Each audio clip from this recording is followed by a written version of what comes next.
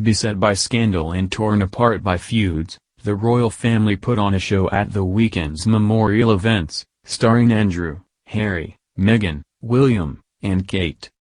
It's easy to imagine a future episode of The Crown building quietly tense scenes around the royal family's participation in 2019 Remembrance Day events.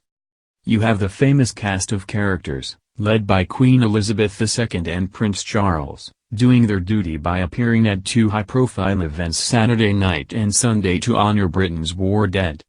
The cast of characters also features Prince William and Kate Middleton, who are reportedly feuding with Prince Harry and Meghan Markle. Then there is Prince Andrew, beset by scandal and outrage over his friendship with the late accused sex trafficker Jeffrey Epstein. The Duke of York played a front-and-center role at this family's Remembrance Day celebrations, even though it was several days after a leaked viral video showed ABC News anchor Amy Robach claiming that the royal family pushed her network to suppress a 2015 report on his alleged encounters with one of Epstein's underage sex slaves. As expected, the royals were as stiff upper lip as possible at the Remembrance Day events, especially on Sunday when they all wore appropriately somber faces, and the women donned fashionable black coats and red poppy brooches for the ceremonies at the Cenotaph Memorial in London. There, the family participated in a nationwide 2 minutes of silence and observed the family's major princes, Charles, William, Harry, and Andrew, lay poppy wreaths at the memorial.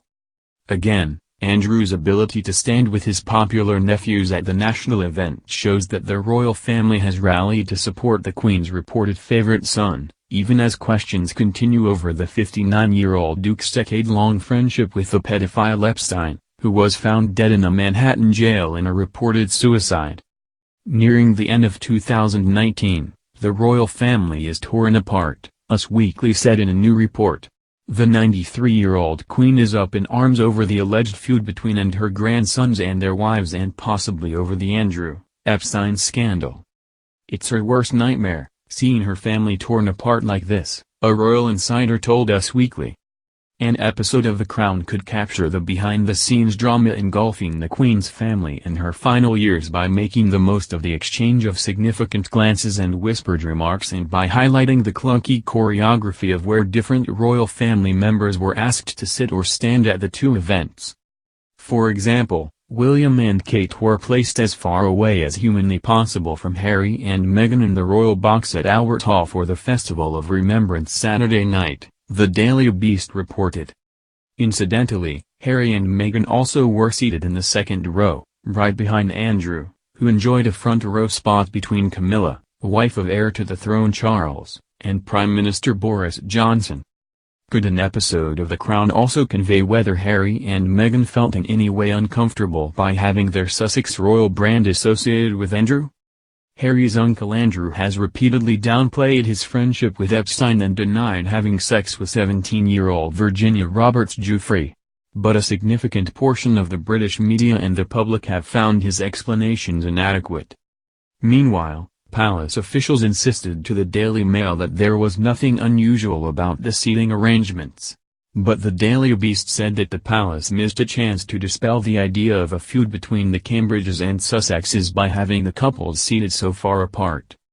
To miss one opportunity to crush rift rumors by positioning Meghan and Harry next to William and Kate may be a misfortune. To do so twice in 2 days looks very like carelessness, the Daily Beast said.